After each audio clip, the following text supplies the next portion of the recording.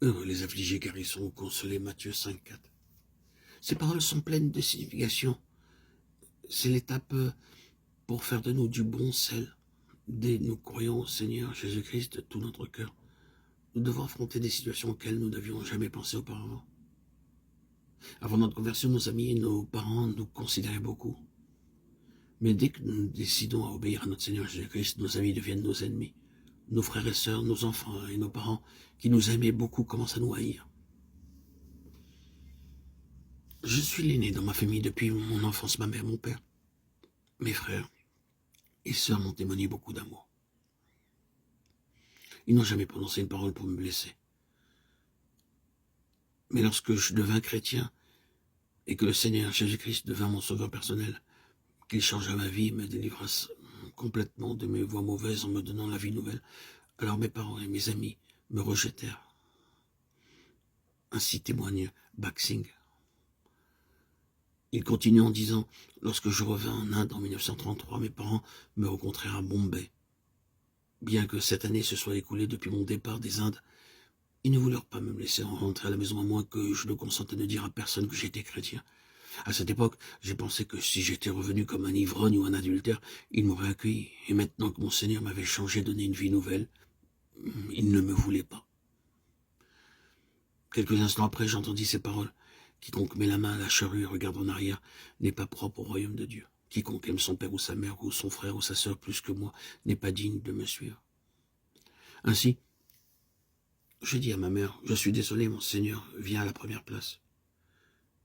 Puis, ils me laissèrent à Bombay et partirent. Il y a des temps où nous devons passer par la tristesse et la critique.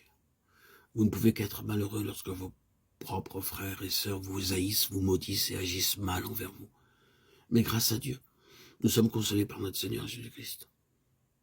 À mesure que le temps passa, Dieu commença à parler à toute ma famille à sa manière. Je leur permis de me maudire et de mal agir envers moi, mais je n'ai jamais prononcé une seule parole contre eux. Je n'avais aucune haine dans mon cœur envers eux. Je remercie Dieu pour le privilège d'endurer des réprimandes à cause de mon Seigneur. Béni soit Dieu le Père de notre Seigneur Jésus-Christ, le Père des miséricordes et le Dieu de toute consolation, qui nous console dans toutes nos afflictions, afin que par la consolation dont nous sommes l'objet de la part de Dieu, nous puissions consoler ceux qui se trouvent dans quelques afflictions. 2 Corinthiens 1, 3, 4. Ceux qui me maudissaient et abusaient de moi vinrent plus tard pour être consolés.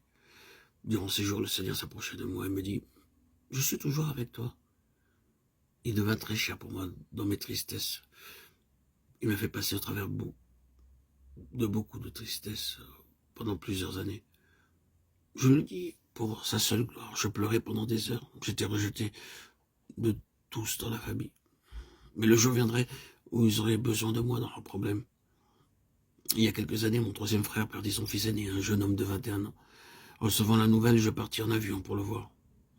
Lorsque je vis sa condition, je ne sus pas quoi lui dire pour le consoler. Il me dit, « Dis-moi, où est ton Dieu maintenant? Que lui est-il arrivé ?» Je restai tranquille, je ne pouvais pas lui répondre. Je m'agenouille et priai, « Seigneur, console-le, sa tristesse est si grande. Il a perdu son fils aîné, un gentil jeune homme. Si seulement tu voulais le consoler, il changerait. » Ce même jour, il se leva, changea ses vêtements, se rasa et partit travailler à son bureau. Quelle consolation ce fut. Ainsi, nous devons nous-mêmes souffrir pour pouvoir consoler les autres.